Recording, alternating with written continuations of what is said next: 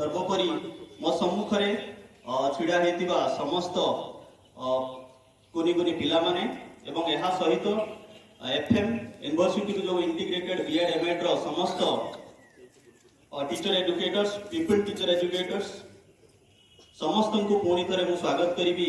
आज 79तम भारतर स्वाधीनता दिवस को आम जाचु ए दिवस आम केते गौरवर कथा यही दिन में 1947 मसीहा अगस्ट 15 तारिख रे आम भारत स्वाधीन होता आमर समस्त को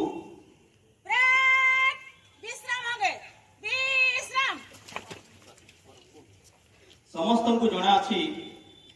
जे आमे जदि आज यूनाइटेड हो पारिचे गोटे पताका तले तार समस्त श्रेय आमर जो पूर्वपुरुष माने स्वाधीनता संग्रामी माने जो माने रही आमे समस्ते तांको विषय जानिछु तांको आज टिके स्मरण करिबा तांकर आत्मार सद्गति निमंते आमे आशा करिबा से माने जोठी अछंती आम भारत को आम समस्त को आशीर्वाद करंतु तांकर जो दिग्दर्शन बल भारत को स्वाधीनता मिल पारिला सही स्वाधीनता को आमे आगे नबा आमे एमिति किछि काम करिबा आगामी वर्ष मानकरे आगामी पीढ़ी मानक मोर अनुरोध एमिति किछि काम करिबा आमे समस्त को गर्वित अनुभव करिबा ता सहित हमर निश्चित भाव में कहिबी भारतर गोटे स्वतंत्र परिचय रही जदि आमे विश्व दरबार कथा कहिबा विश्व रे प्राय 200 रु अधिक देश थिले मध्य भारत मु भाबुची जेते टॉप नेशन जेतिकी बा श्रेष्ठ देश रही मध्य अन्यतम एवं ठीक जमीती मु कहली कि आमर गोटे स्वतंत्र परिचय रही ठीक सेमिति आमे चेष्टा करिबा आगामी दिन मानकरे आउ टिके स्वतंत्र करिबा विश्व दरबार रे भारत को अन्य मानक सामने रे आमे एमिति प्रयास करिबा पर प्रेजेंट करिबा जमीती भारत गोटे विश्वगुरु ନିଶ୍ଚିତ ଭାବେ ଭାରତର ଯୋଉ ଐତିହ୍ୟ ରହିଛି ବା ଇତିହାସ ରହିଛି ସେଇଥିରେ ଆମେ ଭାରତ ବିଶ୍ୱବାସୀଙ୍କୁ ବହୁତ କିଛି ଅବଦାନ କରିଛୁ,